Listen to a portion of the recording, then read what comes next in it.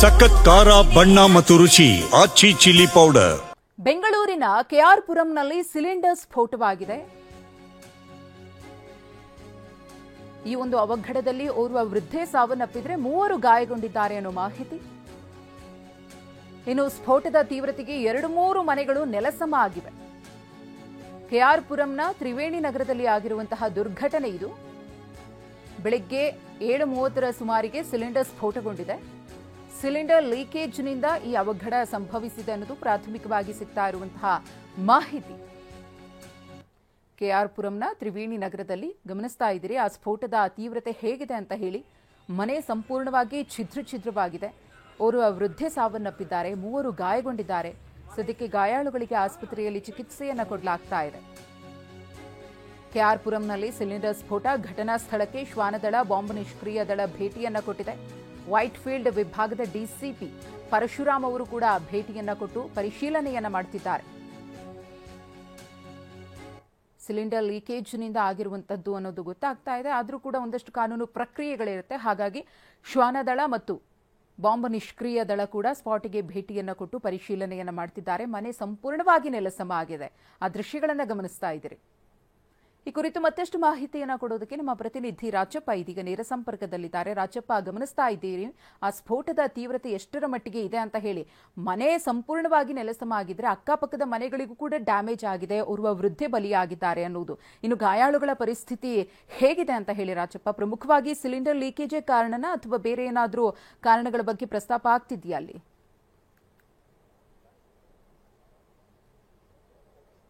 ಮಧುಶ್ರೀ, ಇಂಥ ಘಟನೆ ನಡೆದಂತಹ ಸಂದರ್ಭದಲ್ಲಿ ಮೇಲ್ನೋಟಕ್ಕೆ ಸಿಲಿಂಡರ್ ಲೀಕೇಜ್ ನಿಂದ ಸ್ಫೋಟ ಸಂಭವಿಸಿರಬಹುದು ಅಂತ ಹೇಳಿ ಅಂದಾಜಿಸಲಾಗುತ್ತೆ. ಅದೇ ರೀತಿಯಾಗಿ ಇವತ್ತು ಬೆಳಿಗ್ಗೆ 7:15ರ ಸುಮಾರಿಗೆ ಕೆಆರ್ ಪುರಂನ ತ್ರಿವೇಣಿ ನಗರದಲ್ಲಿರುವಂತಹ ಒಂದು ಮನೆಯಲ್ಲಿ ಸಿಲಿಂಡರ್ ಲೀಕೇಜ್ ನಿಂದ ಭೀಕರವಾದಂತಹ ಸ್ಫೋಟ ಸಂಭವಿಸಿದೆ. ಸ್ಫೋಟದ ತೀವ್ರತೆ ಎಷ್ಟಿತ್ತು ಅನ್ನೋದ್ರ ಇಲ್ಲಿರುವಂತಹ ದೃಶ್ಯಗಳು ಜೊತೆಗೆ ಆ ಮನೆಯ ಸ್ಥಿತಿ ನೋಡಿದ್ರೆ ಗೊತ್ತಾಗುತ್ತೆ. ಗೋಡೆಗಳೆಲ್ಲವೂ ಕೂಡ ಸಂಪೂರ್ಣವಾಗಿ ಛಿದ್ರವಾಗಿದ್ದಾವೆ. ಅದ್ರ ಜೊತೆಗೆ ಮೇಲ್ಛಾವಣಿ ಕಂಪ್ಲೀಟ್ ಆಗಿ ಕೆಳಗಡೆ ಕುಸಿದಿರುವಂತದ್ದು. ಕೇವಲ ಇದೊಂದು ಮನೆ ಮಾತ್ರವಲ್ಲ, ಈ ಮನೆಯ ಹಿಂಭಾಗ ಇರುವಂತಹ ಮತ್ತೆ 2-3 ಶೆಡ್ಗಳೇನಿದೆ ಆ ಶೆಡ್ಗಳಿಗೂ ಕೂಡ ಈ ಒಂದು ಸ್ಫೋಟದ ತೀವ್ರತೆ ತಾಗಿ ಅದು ಕೂಡ ನೆಲ ಕಚ್ಚಿರುವಂತದ್ದು. ಇದಿಷ್ಟೇ ಅಲ್ಲ, ಇಲ್ಲಿ ಈ ಒಂದು ಮನೆ ಅದರ ಜೊತೆಗೆ ಹಿಂಭಾಗದಲ್ಲಿರುವಂತಹ ಶೆಡ್ ಮನೆಯ ಜೊತೆಗೆ ಅಕ್ಕಪಕ್ಕ ಇರುವಂತಹ ಒಂದಿಷ್ಟು ಕಟ್ಟಡಗಳು ಏನ್ ನಾವು ಗಮನಿಸ್ತಾ ಇದೀವಿ, ಆ ಕಟ್ಟಡದ ಒಂದಿಷ್ಟು ಕಿಟಕಿ ಗಾಜುಗಳೆಲ್ಲವೂ ಕೂಡ ಪುಡಿ ಆಗಿರುವಂತದ್ದು. ಅಂದ್ರೆ ಆ ಸ್ಫೋಟದ ತೀವ್ರತೆ ಅಷ್ಟರ ಮಟ್ಟಿಗೆ ಇತ್ತು ಅಂತ ಹೇಳಿ ಇಲ್ಲಿರುವಂತಹ ಸ್ಥಳೀಯರು ಕೂಡ ಹೇಳ್ತಾ ಇರುವಂತದ್ದು. ಅಂದ್ರೆ ಈಗಾಗಲೇ ಘಟನಾ ಸ್ಥಳಕ್ಕೆ ವೈಟ್ ಫೀಲ್ಡ್ ವಿಭಾಗ ಡಿಸಿಪಿ ಆಗಿರುವಂತಹ ಪರಶುರಾಮ್ ಸೇರಿದಂತೆ ಶ್ವಾನ ದಳ, ಬಾಂಬ್ ನಿಷ್ಕ್ರಿಯ ದಳ ಕೂಡ ಬಂದು ಪರಿಶೀಲನೆ ಕೂಡ ಮಾಡ್ತಾ ಇದೆ. ಅದ್ರ ಜೊತೆಗೆ ಸೋಕೋ ಟೀಮ್ ಕೂಡ ಭೇಟಿ ಕೊಟ್ಟು ಇಲ್ಲಿ ಸಿಗುವಂತಹ ಒಂದಿಷ್ಟು ಸ್ಯಾಂಪಲ್ ಗಳನ್ನ ಕಲೆಕ್ಟ್ ಮಾಡುವಂತ ಕೆಲಸವನ್ನ ಮಾಡ್ತಾ ಇರುವಂತದ್ದು. ಮೇಲ್ನೋಟಕ್ಕೆ ಸದ್ಯಕ್ಕೆ ಈ ಸ್ಫೋಟ ಏನು ಸಿಲಿಂಡರ್ ಲೀಕೇಜ್ ನಿಂದ ಸಂಭವಿಸಿದೆ ಅಂತ ಹೇಳಿ ಅಂದಾಜಿಸಲಾಗ್ತಾ ಇದೆ. ಆದ್ರೆ ನಿಖರವಾದಂತಹ ಕಾರಣ ಏನು ಅನ್ನುವಂತಹ ನಿಟ್ಟಿನಲ್ಲಿ ಸೋಕೋ ತಂಡ ಒಂದಿಷ್ಟು ಸ್ಯಾಂಪಲ್ಸ್ ಗಳನ್ನ ಕೂಡ ಕಲೆಕ್ಟ್ ಮಾಡ್ತಾ ಇದ್ದಾರೆ. ಆ ಕಲೆಕ್ಟ್ ಮಾಡಿದ ನಂತರದಲ್ಲಿ ಆ ವರದಿ ಬಂದ ನಂತರ ಘಟನೆಗೆ ನಿಖರವಾದಂತಹ ಕಾರಣ ಏನು ಅನ್ನುವಂಥದ್ದು ಗೊತ್ತಾಗುವಂಥದ್ದು. ಅಂದ್ರೆ ಇಲ್ಲಿರುವಂತಹ ಜನ ಬೆಳ್ಳಂಬೆಳಿಗ್ಗೆ ಅಕ್ಷರಶಃ ಶಾಕ್ಗೆ ಒಳಗಾಗಿದ್ರು. ಯಾಕಂತಂದ್ರೆ ಆ ಸ್ಫೋಟದ ತೀವ್ರತೆ ಅಷ್ಟರ ಮಟ್ಟಿಗೆ ಇತ್ತು ಅನ್ನುವಂಥದ್ದು ಕೂಡ ಇಲ್ಲಿರುವಂತಹ ಸ್ಥಳೀಯರೇ ಹೇಳ್ತಿರುವಂಥದ್ದು. ಇಲ್ಲಿ ಗಮನಿಸಬಹುದು, ಪ್ರತಿಯೊಂದು ಕಿಟಕಿ ಮನೆಯಲ್ಲಿದ್ದಂತಹ ಒಂದಿಷ್ಟು ಕಿಟಕಿ ಗಾಜುಗಳೆಲ್ಲ ಪುಡಿಯಾಗಿ ಕೆಳಗಡೆ ಬಿದ್ದಿರುವಂಥದ್ದು. ಇದು ಮನೆಯ ಕಿಚನ್ ಅಲ್ಲಿರುವಂತಹ ಎಲ್ಲಾ ವಸ್ತುಗಳು ಕೂಡ ಛಿದ್ರವಾಗಿ ಬಿದ್ದಿದೆ.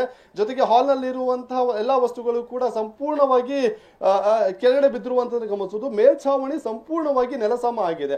ಈಗಾಗಲೇ ಸಾಕಷ್ಟು ಅನುಮಾನಗಳು ಕೂಡ ಇರುವಂತದ್ದು. ಇದು ನಿಜಕ್ಕೂ ಕೂಡ ಸಿಲಿಂಡರ್ ಸ್ಫೋಟದಿಂದ ಆಗಿರುವಂತಹ ದುರ್ಘಟನೆ, ಅದ್ರ ಜೊತೆಗೆ ಬೇರೆ ಏನಾದ್ರೂ ಕಾರಣ ಇದೆಯಾ ಅನ್ನುವಂತಹ ನಿಟ್ಟಿನಲ್ಲಿ ಈಗಾಗಲೇ ಪೊಲೀಸರು ಕೂಡ ತಜ್ಞರ ವರದಿಗಾಗಿ ಸದ್ಯಕ್ಕೆ ಕಾಯ್ತಾ ಇದ್ದಾರೆ. ಒಂದಿಷ್ಟು ಸ್ಯಾಂಪಲ್ ಗಳನ್ನ ಕೂಡ ಕಲೆಕ್ಟ್ ಮಾಡಿ ಕಳಿಸುವಂತ ಕೆಲಸ ಕೂಡ ಆಗಿದೆ. ಮಧುಶ್ರೀ, ಓಕೆ, ಧನ್ಯವಾದ ರಾಜಪ್ಪ ತಮ್ಮ ಮಾಹಿತಿಗಾಗಿ.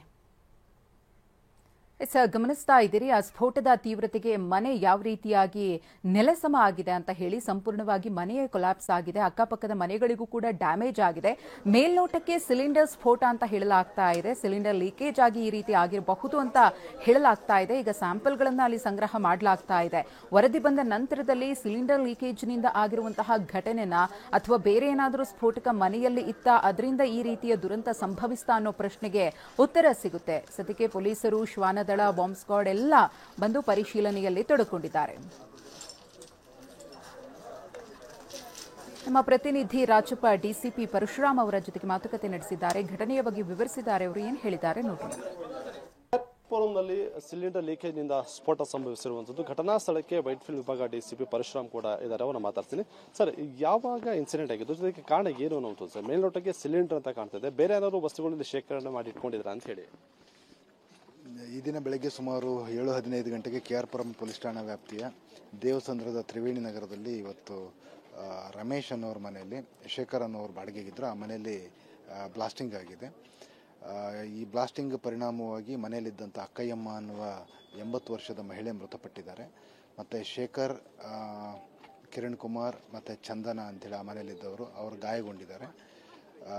ಮತ್ತು ಈ ಮನೆ ಹಿಂದೆ ಇದ್ದಂಥ 3 ಶೆಡ್ಡಿನ ಮನೆಗಳೇನಿದ್ದಾವೆ ಅವು ಕೂಡ ಈ ಬ್ಲಾಸ್ಟ್ ಇಂಪ್ಯಾಕ್ಟಿಗೆ ಸ್ವಲ್ಪ ಡ್ಯಾಮೇಜ್ ಆಗಿದೆ. ಅದರ ಜೊತೆಗೆ ಆ ಮನೆಯಲ್ಲಿದ್ದಂಥ ಕಾಂಚನ ಅಂತಕ್ಕಂಥ ಒಬ್ಬರು ಮಹಿಳೆಯು ಕೂಡ ಗಾಯ ಆಗಿದೆ. ಗಾಯಾಳುಗಳೆಲ್ಲರೂ ಕೂಡ ಈಗ TC ಪಾಳ್ಯದಲ್ಲಿರೋ ಆಲ್ಟರ್ ಆಸ್ಪತ್ರೆಯಲ್ಲಿ ಚಿಕಿತ್ಸೆ ಪಡಿತಾ ಇದ್ದಾರೆ.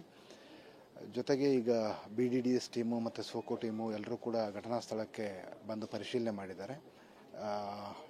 ನಿಖರವಾಗಿರ್ತಕ್ಕಂಥ ಕಾರಣ ಏನು ಅನ್ನೋದನ್ನು ತಜ್ಞರ ವರದಿ ಬಂದ ಮೇಲೆ ನಿರ್ಧಾರ ಮಾಡಬೇಕಾಗಿದೆ. ಮೇಲ್ನೋಟಕ್ಕೆ ಸಿಲಿಂಡರ್ ಬ್ಲಾಸ್ಟ್ ಅನ್ನೋ ಥರ ಕಾಣ್ತಾ ಇದೆ. ಹೊಸದಾಗಿ ಏನಾದ್ರು ಸಿಲಿಂಡರ್ ತಂದಿದ್ರಂತ ಸರ್, ಜೊತೆಗೆ ವೆಂಟಿಲೇಷನ್ ಕೂಡ ಕರೆಕ್ಟಾಗಿ ಇರಲಿಲ್ಲ ಅನ್ಸುತ್ತೆ ಮನೆಯಲ್ಲಿ. ಸೊ ಆ ಪರಿಣಾಮ ಅಂತ ಹೇಳಿ ಎಲ್ಲ ತಜ್ಞರ ವರದಿ ನಂತರ ನಾವು ನಿರ್ಧಾರ ಮಾಡಬೇಕಾಗಿದೆ. ಅದನ್ನು ಟೋಟಲಿ ಎಷ್ಟು ಮನೆಗೆ ಡ್ಯಾಮೇಜ್ ಆಗಿದೆ ಸರ್? ಈಗ ಒಂದು ಮನೆ ಕಂಪ್ಲೀಟ್ ಆಗಿ ಬಿದ್ದೋಗಿದೆ, ಬೇರೆ ಅಕ್ಕಪಕ್ಕ ಮನೆಗಳು ಕಿಟಕಿ ಗಾಜೆಲ್ಲ ಹೊಡೆದೋಗಿದೆ. ಎಷ್ಟು ಮನೆಗೆ ಡ್ಯಾಮೇಜ್ ಆಗಿದೆ ಅಂತ ಹೇಳಿ? 3 ಶೆಡ್ಡಿನ ಮನೆಗಳು ಡ್ಯಾಮೇಜ್ ಆಗಿದ್ದಾವೆ. ಆನಂತರ ಸುತ್ತಮುತ್ತ ಇರುವಂಥ RCC ಮನೆಗಳ ಕಿಟಕಿ ಮತ್ತು ಕೆಲವು ಬಾಗಿಲುಗಳು ಡ್ಯಾಮೇಜ್ ಆಗಿದ್ದಾವೆ. Thank you. ಇದಿಷ್ಟು ಕೂಡ ವೈಟ್ಫೀಲ್ಡ್ ವಿಭಾಗ ಡಿಸಿಪಿ ಪರಶುರಾಮ್ ರವರ ಮಾತು. ಕ್ಯಾಮರಾ ಪರ್ಸನ್ ಮಂಜು ಜೊತೆ ರಾಜಪ್ಪ ನಾಯಕ್, TV9 ಬೆಂಗಳೂರು.